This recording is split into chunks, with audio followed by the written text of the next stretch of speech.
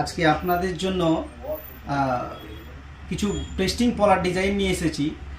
তবে জুয়েলারিতে ভরসাযোগ্য যদি বলতে চান, একমাত্র আমার সোনার বাংলা জুয়েলার্সই ভরসার যোগ্য, যেটা রামবাগ নেতাজি মোড় ভগবান গোলায় অবস্থিত।